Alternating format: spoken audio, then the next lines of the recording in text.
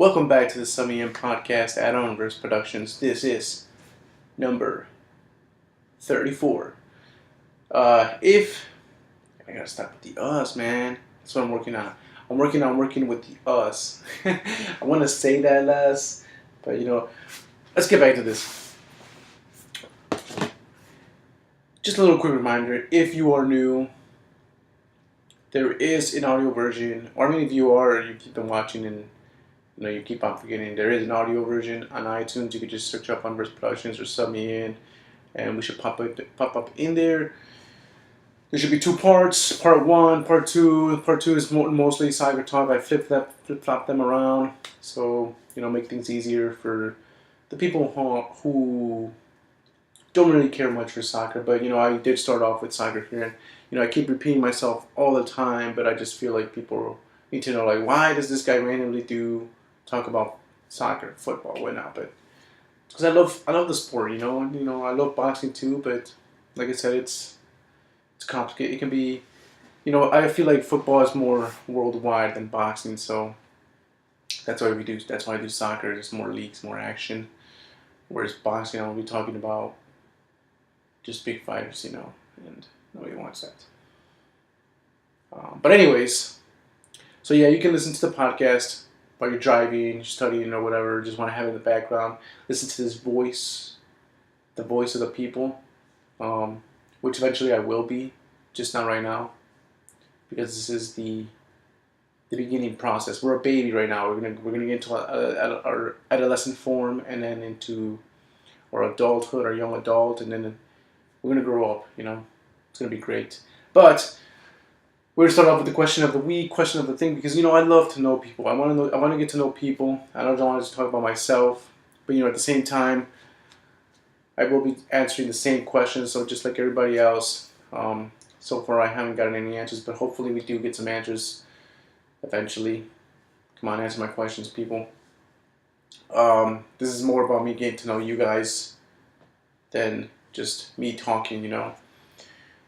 Start conversations. But question is, we kind of did this already, but a different way of wording it. But we're gonna go with, I'm gonna put two just in case. This one's like, well, you already asked that one. Well, here's the second one too. But first one is, what word do you struggle to spell correctly? And with that in mind, just because I was speaking earlier about, the growing process, I'm gonna go with adolescent. It's one of those words that I probably won't. There's a few out there for me, there's a few out there, and but that's one of them that I probably would have to be like, think about it and be like, you know what? Let me check on my phone just to make sure it's like spelled correctly. Another one can be the one I said before earlier, Wednesday. I always, feel like I'm spelling it right, but then I don't. So there's those things. There's a bunch of stuff for me, but it's just the way it is. It's just a language. But yeah, the second one would be what. So the second one would be, and the reason I didn't want to just keep this one is because I know a lot of people might not read books. So this is for my book readers, my bookworms out there who read books. And currently, right now, if you are reading a book, if you were to be in that setting of that book, where would you be right now? And if you still don't understand it, well, here's my example. So if I was reading Harry Potter right now, then my setting would be Hogwarts. There you go. Example, said, done. Unfortunately, I am not reading a book right now. There goes the other again. I haven't touched a book in a while, so a lot of stuff I read is just on the internet or I'm watching videos. So fortunately, I don't have a setting, but that's just for my bookworms, like I said. But let's move on to the talking here on the Summy and podcast. And like I always say, the news is always negative to me, and I don't want to get bummed down. So we're gonna talk some positivity here. We talk positivity here, and that's just what we're gonna do. With this app I use called The Great Big Story, there's a bunch of stories that are cool. For example, this week's story is, California prison teaches inmates to dive deep. So what they do pretty much at the California Institution for Men, a state prison in Chino, there's a program that trains inmates to dive deep. Here at the on-site Marine Technology Training Center, students study commercial diving both underwater and in classroom. So that's cool. You know, I hear that these days there's a lot of programs in prisons that people can, the inmates can go to, try them out, learn new stuff, and then that way they can change their lives once they get out, and actually be part of society and do something with their lives, which I think is really awesome. It's kind of like that movie. What was it called? Gridiron Gang. It's kind of like that where, yeah, it was for juveniles, for the young delinquents before they go, they try to change their lives before they, you know, become men, and then they get out and they cause more trouble, get more into trouble, and then they get sentenced into prison. You don't want to send your young bucks in that direction. So what these guys did was they started a football program, and they played football with other schools, and then some of them were able to change their lives. Some of them went to play professional football, others went to universities, and they were able to get jobs in a different career instead of getting into a life of crime, and then ending up in prison. Others did come back. It's sad. Others went to prison. It's also sad. But for the most part, if they are able to change their lives, then that's awesome. That's always dope. I believe in second chances. Um, yeah, some people can do something wrong. Sometimes it's under pressure. Sometimes, it's just a decision based on what their current living situation is, and it sucks sometimes, and you don't know what to do, and you go out there and rob a bank, and then you get caught, and boom, you're 20 years in prison or something. I don't know how it works. I don't know how the law works, but that's pretty much what can happen. And then these people deserve second chances. So I believe in second chances. I mean, yeah, they might have done something horrible. If but if it's something minor, like what I just said, that's not minor, but but it's kind of like you don't know what people go through in life, so the things they do is just out of, I want to say, desperate. I mean, if they're just doing it for fun, that's crazy. That's a whole different thing. I'm not supporting like crime or anything, but sometimes I understand what people go through, because there's always thoughts. There's always thoughts, and sometimes you just can't control them. I mean, you can, but if you're weak, you can't control them. Man, I sound so bad right now. but But I love how the fact that there's institutions out there that are willing to get these people, get these inmates into a classroom, and even hands-on. They might not be in the ocean, but they're still teaching them ways to go underwater, and doing these things where they can teach them how to do these jobs. So once they get out, they can go out and get these jobs. So that's awesome. Let's see, where was I? Here at on submarine students commercial diving both on the water and in class. Okay, founded in 1970. Oh yeah, and they're talking about like in the classroom. They don't let them fall behind. They go at their pace. They help them through it. The instructor and stuff. So that's awesome. That's cool. Let's see. Where was I? Founded in 1970, the 18-month course has graduated hundreds of men, many of whom have gone on to jobs on oil rigs and ships, and only 6% of whom have returned to prison. See? So even though these people, like I was saying, even though these inmates, might have done something bad in the past and they regret it or something, they have an opportunity to change their lives. And that's just looking at the positive side of life. That's just looking at the positive side of instead of looking at negative, where, sometimes people are like, nah, they don't deserve to be out. They don't deserve to be a part of society. But, I think everyone deserves a chance. And yeah, you fuck it up, a second time, then I mean, yeah, just like they just go back. They go back to prison, and it's game over. You as long as you get a second chance. I'm okay with giving a second chance. But if you mess up that second chance, then there is no. It's like the saying goes, "Fool me once." I don't know how it goes. It's like fool me once. That's on. Then I forgive you something, and then fool me twice, and that's I forgot how it goes, man. It's like it's something like that. But you know which one I'm talking about. But yeah, that's what I mean, man. I don't know if you know what I mean, but God, I just messed that whole thing up. It sounded so cool in my head, and then like when coming out of my mouth, it's just like bonkers, man. All right, we're gonna move on though. Still positive there, it's positivity. It's human conditions right there. Human conditions.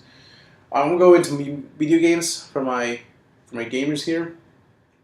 What do I have? Best games of 2019 so far. There's been a few. I haven't gotten to try some, but I do have them on my PlayStation 4, and I will get there soon. I'm gonna get to them very soon, but I'm just trying to finish that Spider-Man game, and it's not possible for me, man. So some of these games will be PC, some of them will be both like crossovers and stuff, but cross-platform, I want to say. But yeah. So first one, obviously, I do have it on my PlayStation 4, ready there for me, so I will get to it soon. And I know everybody's been talking about it. It's the remake of Resident Evil 2. Great horror game for sure. I know it from the PlayStation day, from the very original one days, the PlayStation 2 days, and I've heard great things about this. I've seen great videos on this, so I cannot wait to get my hands on this. Well, I have my hands on it. It's just like I can't wait to get into it. So that's an obvious one. I'm pretty sure that's an obvious one for a lot of people out there. Ace Combat 7. I'm not too sure. I don't know much about this one. It seems like it's a jet flying game. It's on the PS4, Xbox One, and PC. Well, Resident Evil 2. If you don't know, it's PS4, Xbox One, and PC as well. But back to alright. So series is one of the biggest secrets in video games. A cursory glance leads you to believe that these games are arcade-style dogfight simulators for fans of aviation, big-ass missiles, and G-force. Alright, so it's pretty much, I can see, yeah, it's jets fighting each other, I guess. Missiles, explosions, action, fighting. Sounds good. Probably not my type of game, but for those who are into that, pilot games, there's good talk about this. Let's see, in Ace Combat 7, you're a pilot framed for the murder of a politician and are forced to join a penal colony suicide squad of fighter pilots and maybe fly your way to redemption. So it sounds dope for if you're into that, but it's not for me. Probably won't see that. Kingdom Hearts 3, PlayStation 4 and Xbox One. I've been waiting for this game, I believe, 13 to 14 years. So, what I'm thinking, I haven't touched it for one reason. Is probably because I probably plan on doing a live stream on both 1, 2, and this one. So all in order. We'll see if we get to that. That's the plan for me. But so far as I'm going, it doesn't look like it's happening. But that's what I plan on doing. That's why I haven't touched it, because I do have it.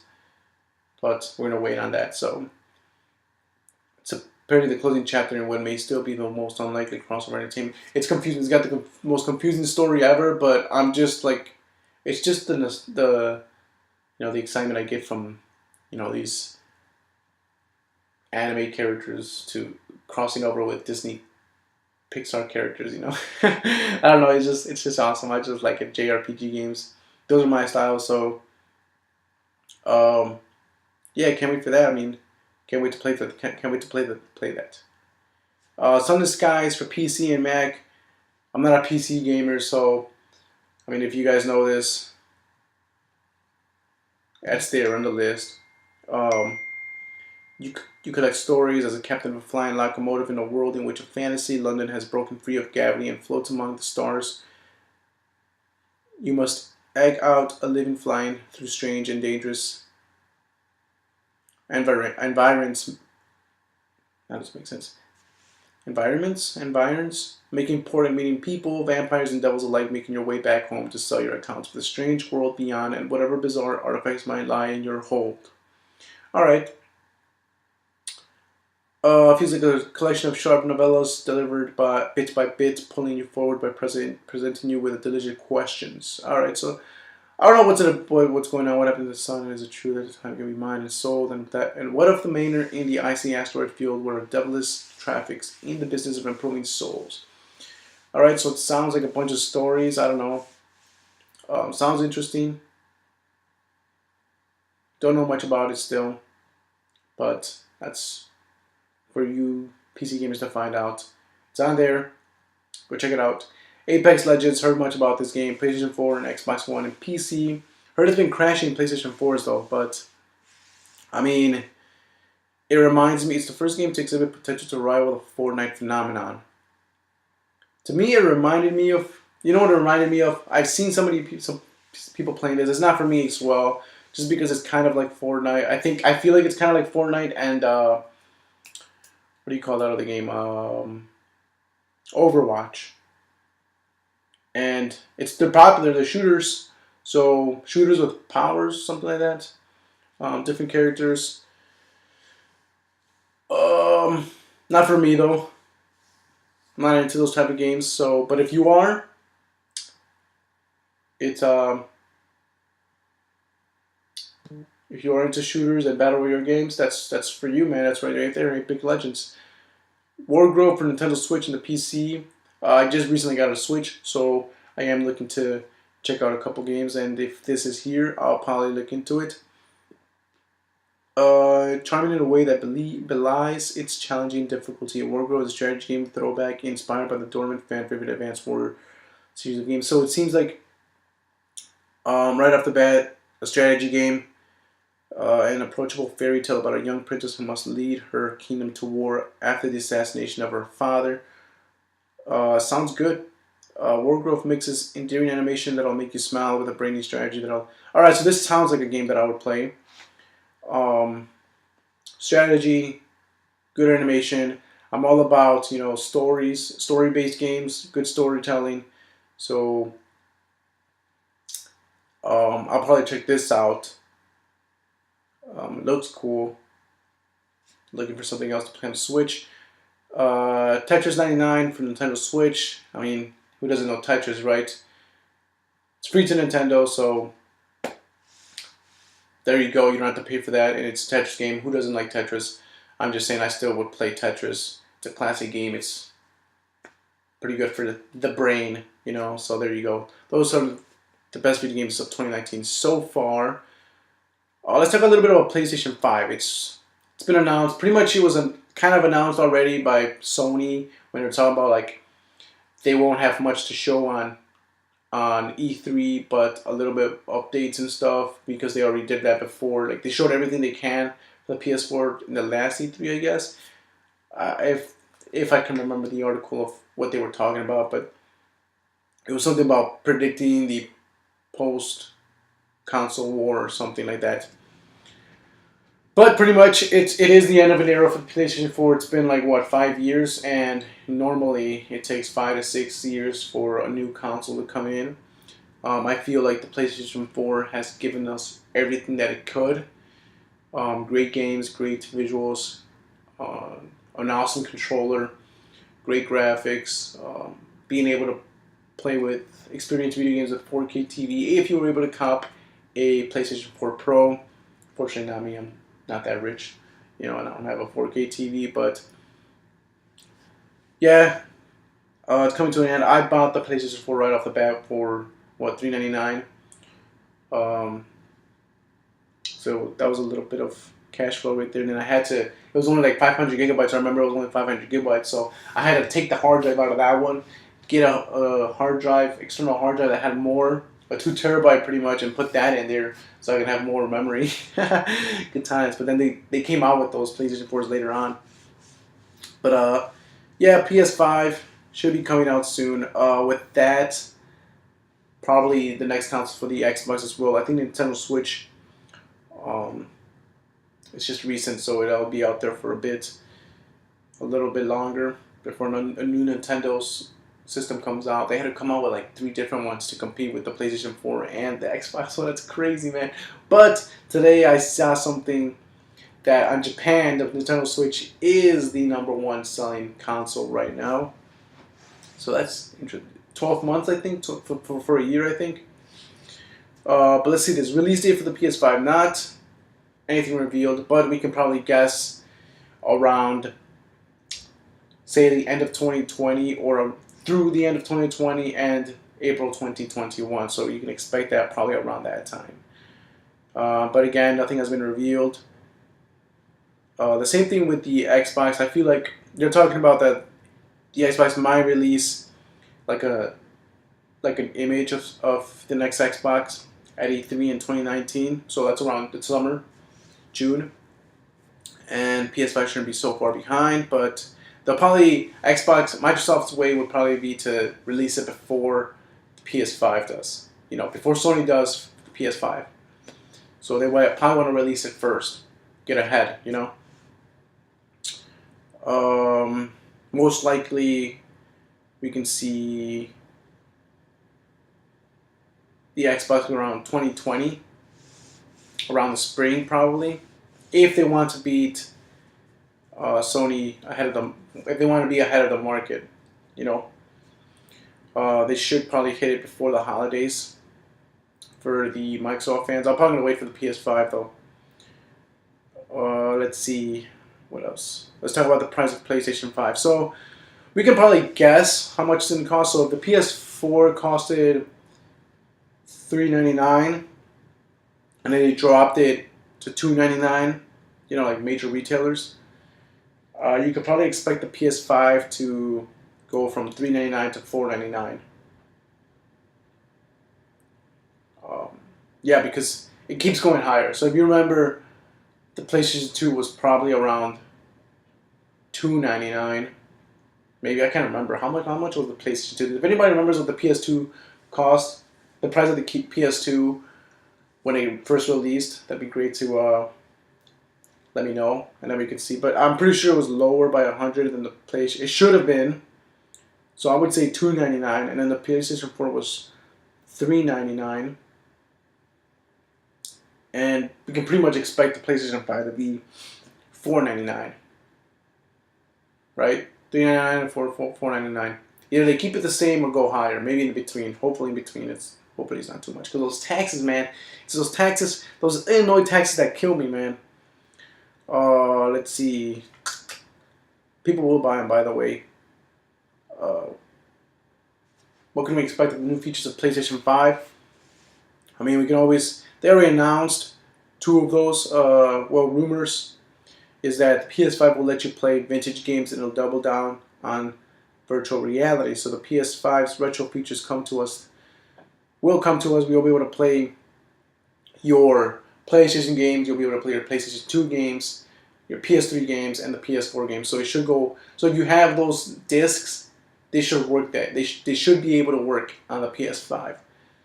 That's what rumors are saying. And VR. So the console will come with a VR-focused chipset, making it a powerhouse for the immersing gaming. So probably be able to play VR games on it as well. So those are 2 guaranteed features of it. We don't know yet. We don't know anything about like memory-wise. If it's going to be 500 gigabytes or going to go straight to terabytes. Hopefully it goes straight to terabytes. And games aren't that, high in gigabytes and stuff. Alright, next I want to talk about, recently, if you haven't heard the news about Luke Perry, well, sadly, he passed away at, I believe, the age of 50, around 50. I could be wrong.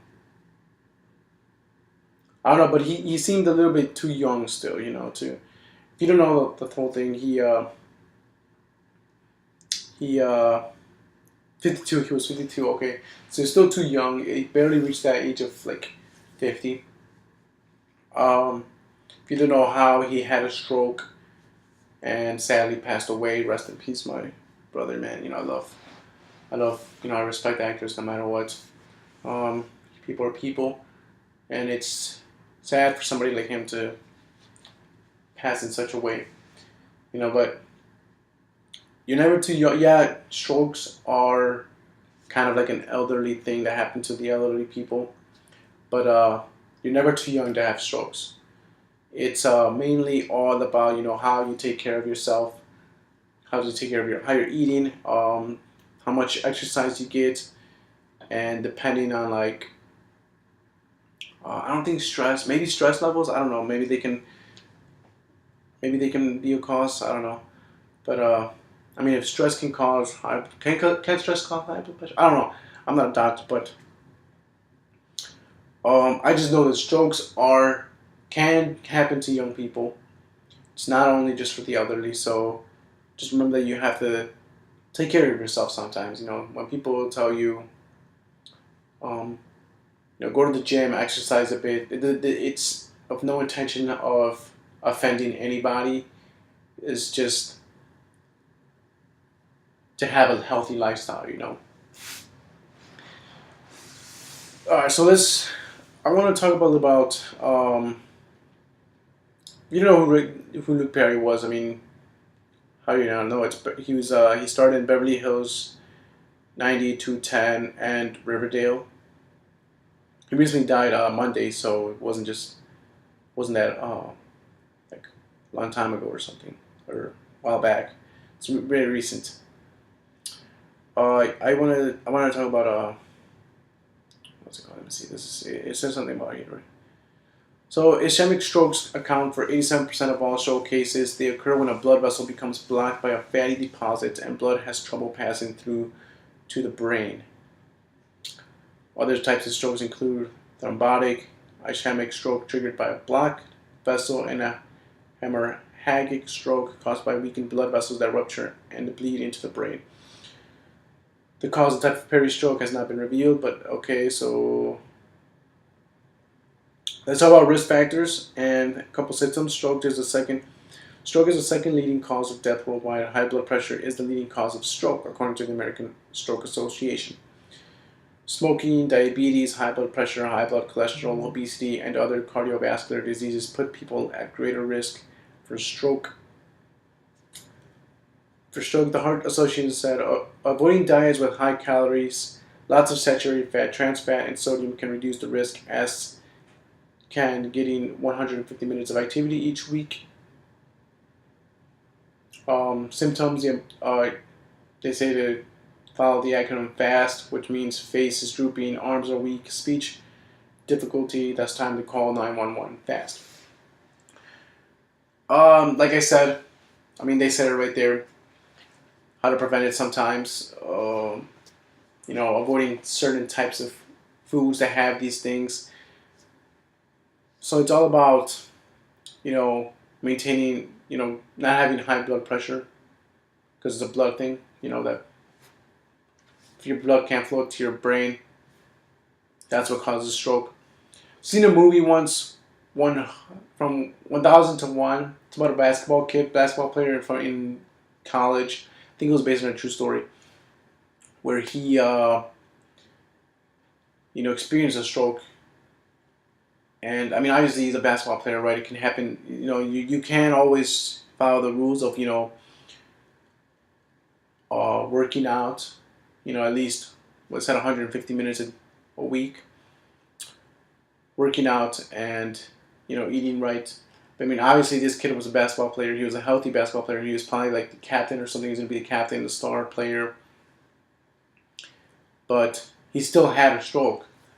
It was based on a true story, I believe. The movie. You can always check it out. It's on Netflix. 1000 to 1. But as you can see, even then, it can happen to anybody. It's just all about it's just about the blood if it gets clogged and it can't get to your brain, it's just gonna happen. It's those are best ways to probably prevent it. I mean, obviously, you know, not smoking. And I know it's hard, for people to, believe it. Like, oh, don't tell me not to smoke. Let me do whatever I want. It's true. You can do whatever you want. But I mean, yeah, it's just like it's scary, man. It really is scary because it can happen to anybody. Uh, but I always try to, for myself. I mean, I don't smoke. I don't smoke. Whether it's cigarettes, mainly cigarettes. Probably I don't know about weed. It's just like weed is a different thing. So I think it's just cigarettes that can cause this stuff. So, and I don't smoke cigarettes. I try to work out weekly, and fixing my diet. It's hard to fix the diet, but you can. What I try to do is just eat my three main proteins, which is probably like salmon, chicken, steak. If it's pork, it's gotta be tenderloin. Always eat my green veggies. That's what I always focus on. Green veggies, oatmeal, sweet potatoes. Sometimes pasta. But yeah, I don't want to be talking too much about that. So diet plans. I don't want to be talking about that. That's it. I'm gonna save the. That's about it for the the stories aspect. We're gonna move on to soccer talk. I didn't really get into the whole Man riding a lost dog. If you guys want to know, well, let's do it real quick. Man United dog. So this guy found. It was in North Carolina. This guy found a dog, a Labrador. I forgot what dog it was, but he found a dog roaming around his area, around his area, around his house or something. I guess his street. So he gets a dog, and he's posting to all these things. The first thing what he did was post posters on the streets. Lost dog, if you know him, I have him. Then he started posting on his social medias. Started posting on lost dog apps like websites. Nothing was helping. Nobody was coming to get him. So what he started doing was he tried to get it. If he had a chip or something, apparently the chip was not. So he went to the vet, tried to check if the chip was activated or something. The chip was not. It was not registered. So if you're an owner of a dog and you have your pet chipped, make sure to register it. Go check. Go to your vet. Go check to scan it or find it. Do it yourself on your phone or something. See if it's registered or not. Always good to have it registered, not just get the chip. So what he started doing after that failed, all that was failing, he went to the spot where he found him. It was a street corner. He stood there with the dog, and in the meantime, he was still posting stuff, posting on all these things, checking if anybody has said anything. So eventually, the dog's owner started to search around for it. He was an elderly guy. He had back problems, so he couldn't just walk. He started driving, looking for him, calling out the dog's name. He saw another lady with the same type of dog, and he asked, have you seen my, let's just say it was a Labrador. God, I can't pronounce the name. It was a Labrador. The dog that's name is like that. And she said, "Oh, you know what? I seen that dog." He showed a picture to her, and she says, "You know what? I seen that dog. I've seen it on its post. Let's go. Let me hit this guy up." She hits what's his name? I think his name was Chris. Should we call him Chris? Should we call him Phil? I want to give the man a little bit of credit, What's his name? Jason. His name's Jason. He's a hero, man. He's a hero. Jason Kasparik, you're a hero. Sorry if I can't pronounce your last name. So she hits him up. She hits up Jason, and Jason, she's communicating with both of them. She gets him to meet, and they meet, and success. Dog was happy to see his owner, and owner was happy too. They got a picture. Um, they got a picture here. A lab. We're gonna call that dog a lab. See, Labrador. Labrador. Where's the picture? I know there's a picture right here. Update by Maylene Tompkins. She was the girl who reunited both of them to meet up and stuff. Jason says he has reunited the dog, Roxy, with her owner. Picture on Twitter. You can see it right here. Dang it. I don't have time, but there it is. I don't have time to sign up. There it is. Beautiful man with a beautiful dog, with the guy taking a selfie and saying, success, mission accomplished. If you want to read into this story more, I mean, just look up man reunites the lost dog with the owner by standing in the street corner with canine and sign for 2 days. The sign did say, "Do you know this dog?" with arrows and question marks pointing down at the lab. Beautiful story. Beautiful story. See, we got it through. All right, we're going to get into some soccer talk. So if you don't want to be a part of this, thank you for watching. And, always make sure to subscribe. Like, share, comment, share with your friends, share with your family, share with everybody, your tias, your uncles, your tios, your grandpas, abuelas, abuelos, the primos, camaradas, everybody. Tell them about the Samian podcast. We're going to get into some football, some soccer. So, all right, welcome back. We are starting soccer talk here, or football picante. No, I'm just kidding. No football picante. We're going to be talking some soccer talk here. So for the soccer fans, the soccer fans. And we got a couple of things real quick. I just want to say, oh yeah, if you just want to listen to the audio version, yeah, go ahead. It's on iTunes. Check us out there. Let's begin with this. Let's see. Clásico. Real Madrid versus Barcelona. El Clásico was this weekend. And we saw Barca win 1-0 with goal by Rakitic. But that was not the biggest moment. I feel like the biggest moment of that game was that elbow of Ramos to Messi.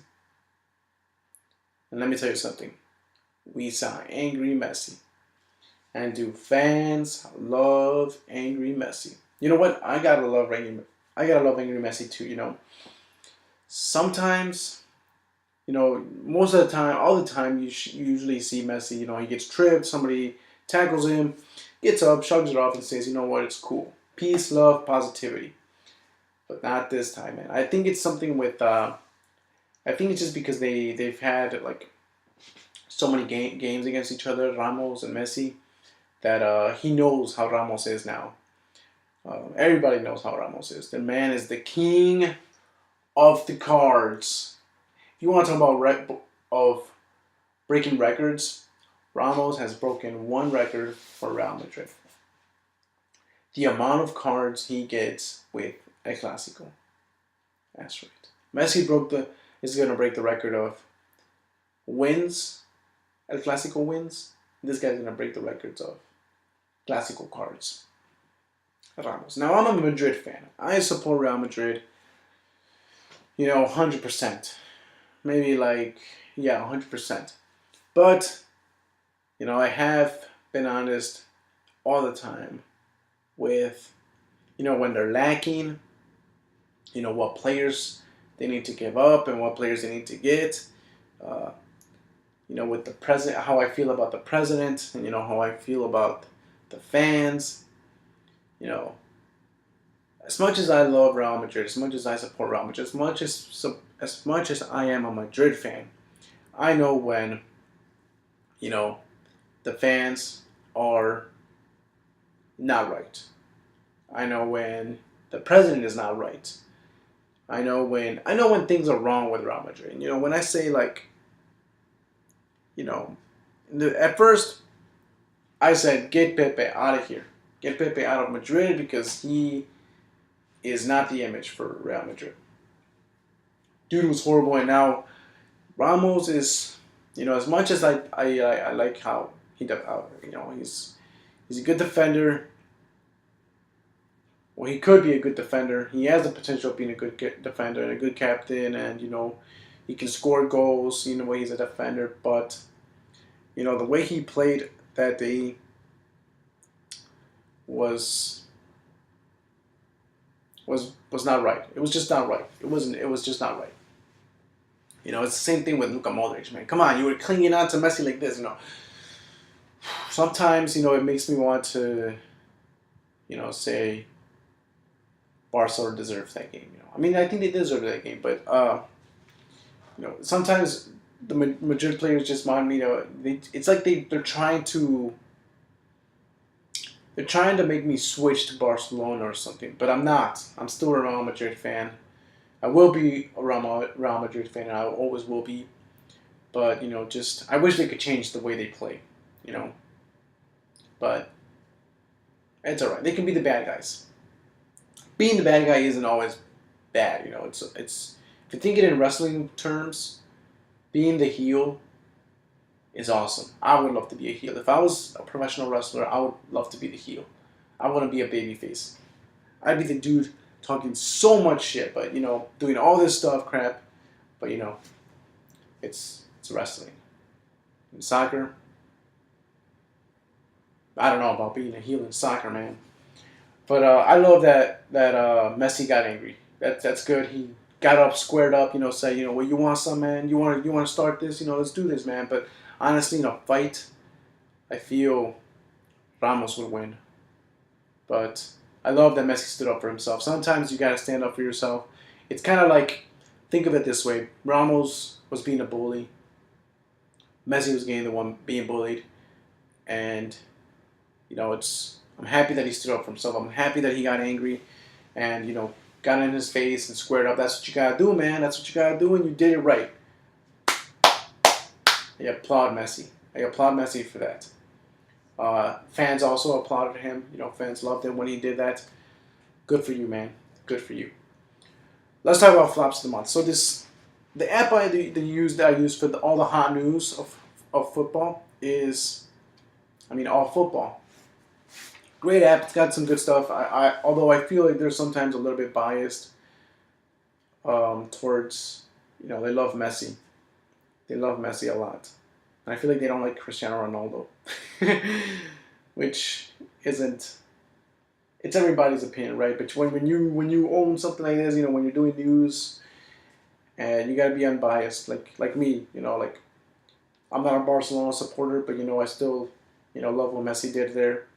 I'm a, Manchester United fan, but I don't like what they did with Mourinho. I think Mourinho's a great coach. They were in the wrong, but to one their own, right? You got to be unbiased sometimes, though. But let's talk about these flops of the month, which is a list that I don't entirely agree with. And let's check it out. So, on goalkeeper, Kepa. So what they say was, so his performance-wise, Kepa has been more than acceptable, but refusing to be substituted in EFL Cup final has deeply hurt his reputation. Which it did. I agree with that. Currently dropped by under pressure manager Maurizio Sarri, Kepa will have to fight very hard to win his boss and also the fans back, which is true. He got benched. I was surprised by that, but they were able to pull off the victory 2-0. Help from Tottenham player Trippier with an own goal, but it wasn't an own goal, right? I think it was an own goal. But I don't know if that can be considered as him being a flop, because he played well that game. He played really good. Like I said, I said in that when we were talking about Kepa, when I was talking about Kepa, I didn't agree. I felt like it was disrespectful what he did to Sadi, but like I said, it's also Sadi's fault. He should have stepped up as the coach at that moment and said, you know what, I'm substituting you. I'm substituting you out. You're gonna come out, and Caballero's gonna come in. All right. I'm not gonna let you win. He let him win. It's Sadi's fault. You should be able to control his players like that. Don't let them take control over you. Now, Kepa, I consider him as a manager now. He's manager. Chelsea has two managers, Kepa and Sadi. Because Sadi, you didn't have the balls to take him out. You let him win. It's your fault. It's not just Kepa's. People can blame him. Fans can blame him. But again, it's not his fault. They lost the penalty shootout. A keeper can, you know, do so much in a penalty shootout. It's 50-50. He was able to block one goal. He did his job. He blocked one goal. Yeah, he missed one. Not his fault. It's just, he got the ball. He touched it. God's plan was for the ball to go in. It's not his fault, right? I don't blame him for the penalty shootout, for them losing the penalty shootout. Jorginho shouldn't have missed. His ball got blocked too. And David Luiz hit the post. Nobody's talking about that or what?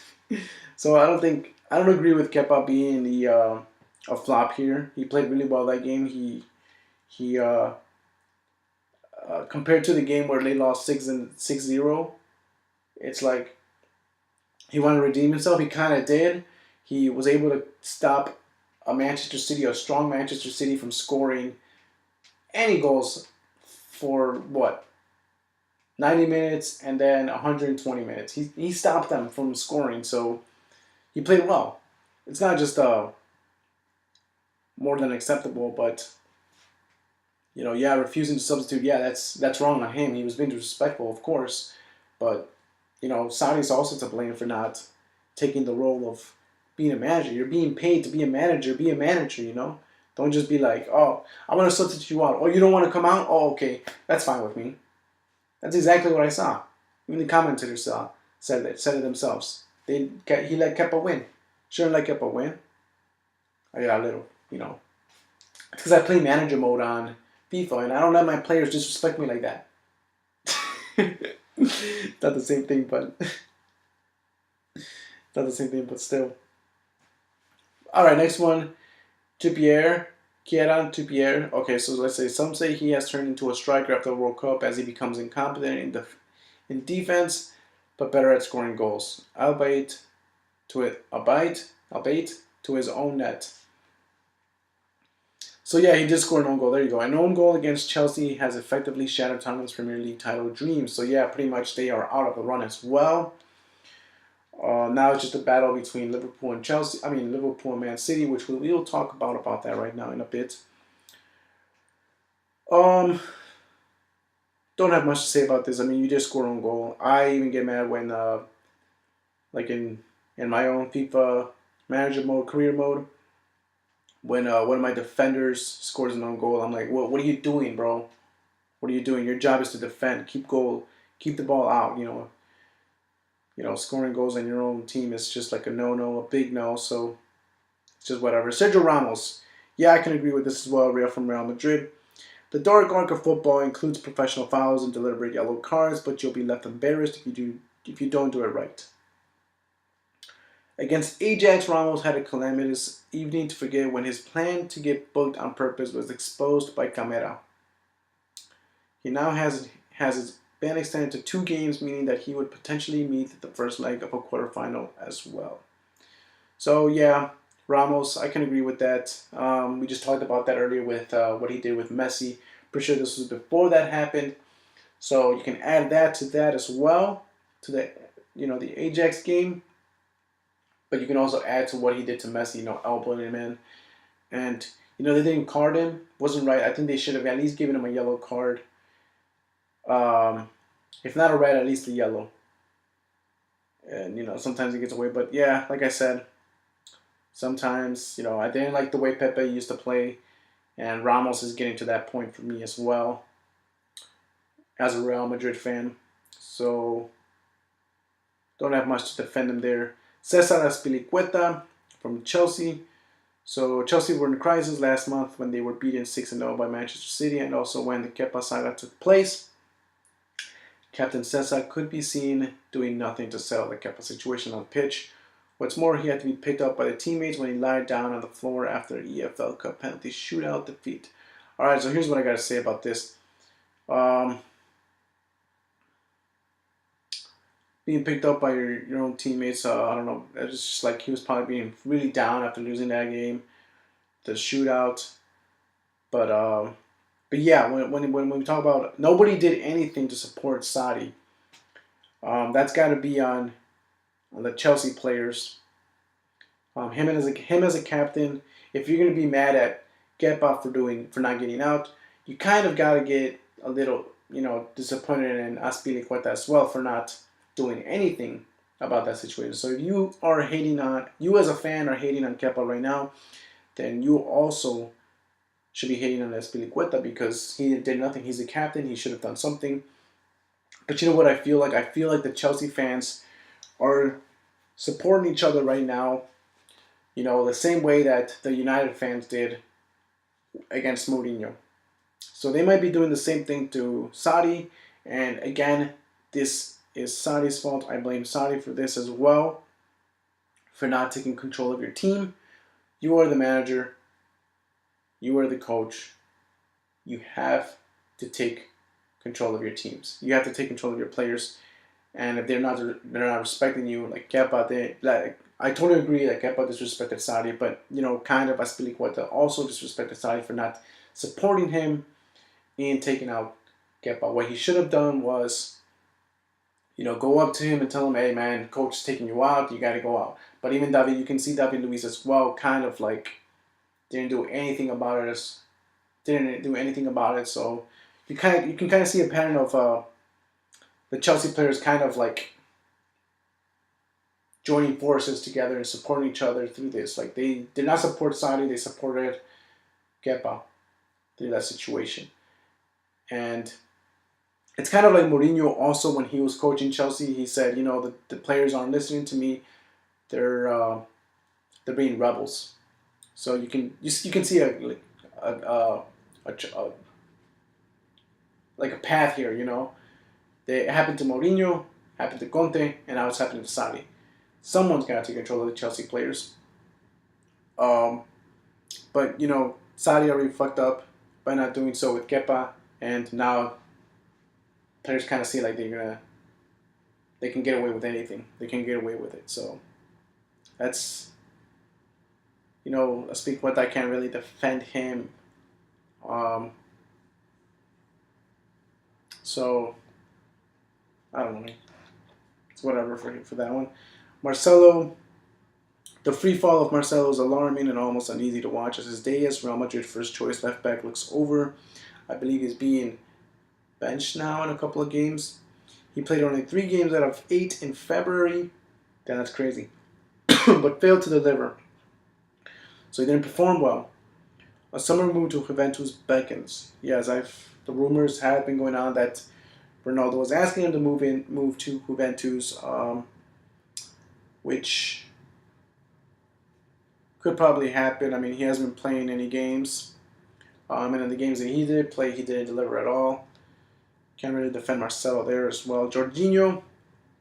So Jorginho recently broke a record for most passes without an assist in the Premier League, and that is certainly an unwanted one. His galloping penalty against Manchester City failed spectacularly and was widely condemned. Performance last month was not the worst, but certainly under scrutiny. So Jorginho has been playing bad. He's been playing really well. Sucks that he missed a penalty. That record doesn't sound that great. That's horrible. You probably don't want that. But I mean, recently he hasn't played bad. I don't think he should be on here. Sure, the penalty was a miss, but again, penalty shootouts are like a 50-50. His was blocked. Just like Sane's.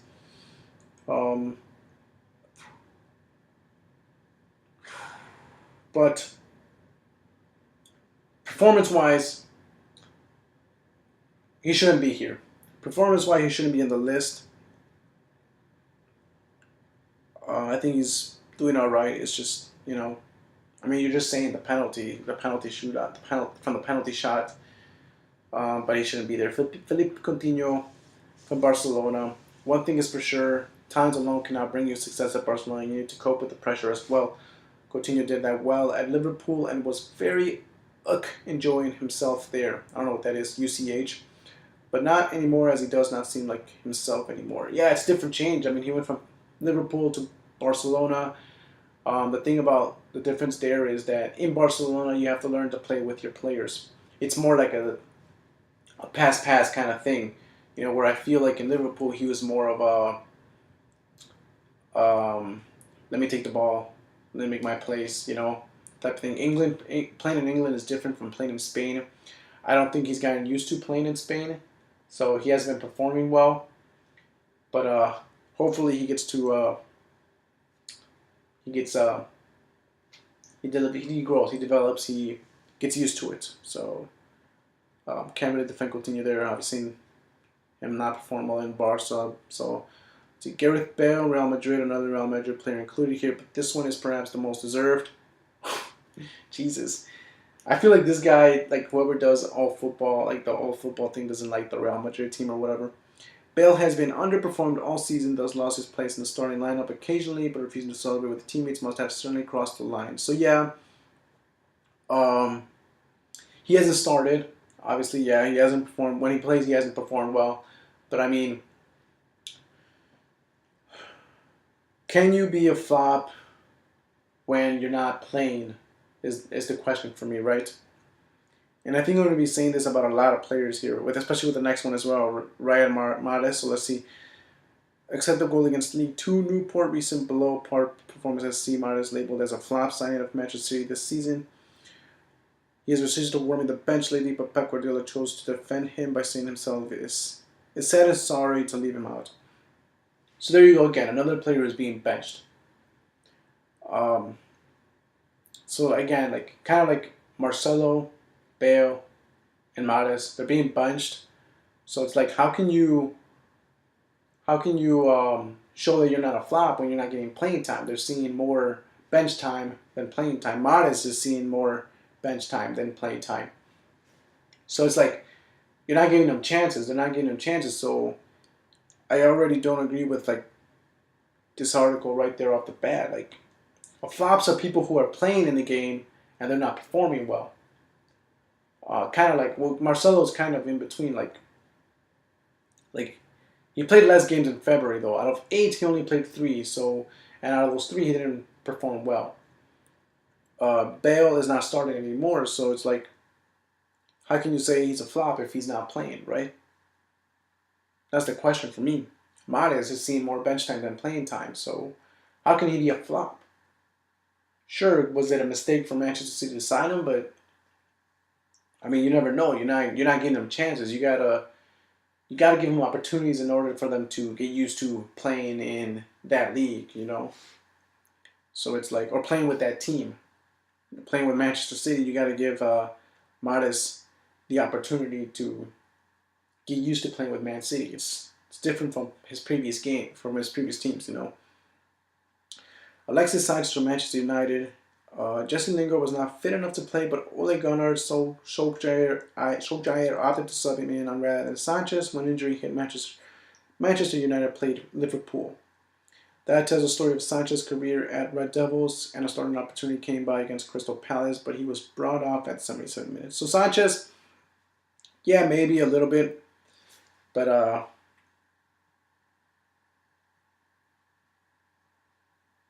yeah, I can see it. When he came in, he played well with Arsenal, but when he came into Manchester United, he did not play the same. So again, it's like a whole different team.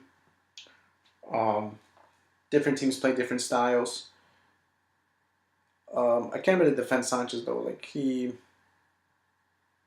every time they played him, he didn't play well. I mean, it's just I don't know what it is. Maybe Sanchez was just um, was overhyped. Maybe. Mauro Icardi from Inter Milan should Wanda be headed to the Flaps the Month squad. Icardi was stripped of his Inter captaincy last month for his off-pitch behaviors, including refusing to sign a new contract for a long period and holding the club hostage. And his wife and agent Wanda never stops talking, which has led to much more malice aimed at the Icardi family. For this one, it's like I can't blame Icardi. Maybe he wants to move. I don't know. I don't know why he's holding the club hostage at all. I did say that Real Madrid should try to attempt to buy Icardi. Maybe this one is more towards his wife. Maybe she's the one telling him to do these things, as her agent. Who knows? I don't know what's going on. Like they said, it's off pitch behavior, and maybe he has nothing to do with it. Maybe, but letting her make the decision for him is kind of his fault as well. But entirely, I don't entirely. I mean, I believe they're not even. Are they playing him? I feel like they are playing him. But I mean, he's a decent player. He's a good player. I want him to go to Real Madrid as their new striker. Mm, so I'm gonna say I don't think Icardi should be on this list at all. Manager was Lucien Favre. Just one win in four in February from Borussia Dortmund saw Bayern Munich climb at 3 points behind the Bundesliga leaders. To make the matter worse, Dortmund are dumped out of the DFB Pokal and currently have a 3-0 deficit to Tottenham in Champions League round of 16. So yeah, we saw. I don't know what happened to Borussia Dortmund. They were doing so well, and then out of nowhere they started to not win games, and then they lose to Tottenham. I had them to beat Tottenham in the Champions League, and they will be playing today, which we talk about Champions League. Not so much in depth, but a little recap. And I mean, Dortmund lost 3-0, and I had them. They were my pick. So a couple of players out there on there who I don't really agree, and some who should be on there. Like Luka Modric. I mean, have you seen tugging him on? That's what I mean. Like Luka Modric, he plays on pitch, and then what he did with like clinging on to Messi, that's more of a flop to me than someone who isn't playing. Someone who isn't playing and doesn't have an opportunity to play and can't be a flop. So I don't entirely agree with this list, but there you go. What do you guys think? Do you guys think that those players deserve to be flops of the month, or are you like with me and say some don't deserve to be there, maybe others deserve? So if you got other players who deserve to be there, just you can let me know. Comment section below, put them on there. As far as for Premier League, let's do a really quick like what can happen there. So my prediction was Arsenal finishing up in sixth, Tottenham in fifth, Manchester United in fourth, Chelsea in third, Liverpool in second, and Man City actually winning the Premier League. As far as it goes right now, Chelsea is in sixth with 56 points. Arsenal is in fifth with 57. Manchester United in fourth with 58. By the way, Pogba said if they don't end in fourth, he is leaving, and you know what? Doesn't matter. I think they will finish in fourth, but even if they don't, doesn't matter if Pogba leaves or not. I think he was just one of those players who I was disgusted with what they were doing with Mourinho and stuff. I think Mourinho's a great coach. They just didn't, work with him at all. So there's that. Tottenham is actually in third with 61. That loss against Chelsea lost them the run for the title. Huge gap now because Liverpool is in second with 70 after the draw with Everton, and Man City are in first with 71. So far I got Man City going on right there in first. Liverpool in second as well. I never thought Tottenham would be in third. I got Manchester United in fourth, so that's good. That's 3 out of 3. 3 for 3. Because I have Arsenal's in fifth, and I had Arsenal in sixth, and Chelsea's in sixth, and I had them in third. So not so bad for me, predicting the Premier League. But how do you think it's going to go down? Do you guys think Liverpool will take it, or Manchester City will take it? Obviously, that's the run. How do you guys see it? I still think Manchester City will win, and Liverpool will come up a second place. Champions League, though. So let me know what you guys think about the Premier League. Going on with Premier League. Champions League. We've got Champions League action going on right now. Well, not right now, but today. So Real Madrid will play Ajax. They are 2-1 advantage. Borussia Dortmund will play against Tottenham, where they are losing, like I said, 0-3. And looks like Tottenham will take it, but my pick was Borussia and my pick was Real Madrid. There's that. Wednesday, March 6th, PSG will play against Manchester United. and Porto will play against Roma. I have Porto and United as the ones who will advance, but PSG is up by 2-0 against Manchester United, and Porto and Roma, how are they doing? It is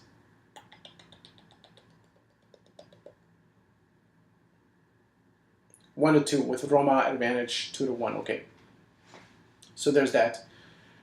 Then we'll talk more about next week. So those are the games for this week. So if you guys haven't made any predictions, what do you guys think? Who do you think is going to take the Champions League overall? I think my overall pick is Barcelona for sure. I do have Man City up there. Who did I have? I think I forgot. I think I had Man City. Might have been Liverpool or Man City. But for sure, Juventus. Yeah, I can't remember if it was Man City or not. I think it was Man City, Juventus, Barcelona, and Liverpool. We could take it. But overall, my number one pick is Barcelona. So there you go, Champions League action right there. That's it for Soccer Talk. Thanks for watching. Make sure to comment, share, like, answer my questions. Every question I ask, I just want to get to know you guys. You can also listen to the audio version on iTunes, Sabian Podcast. You can follow me on my social medias down below in the description box. That's where you'll find them, Twitter and Instagram. You can see dope videos, dope pictures there. On my Twitter, you're going to hear me talk shit to, celebrities, the other YouTubers. I'm just playing. What else we got? Let's see. So I'll be, this month on March 27th, I'll be taking a Japan trip. I'll be going to Japan, Tokyo, Osaka and stuff, all those cities.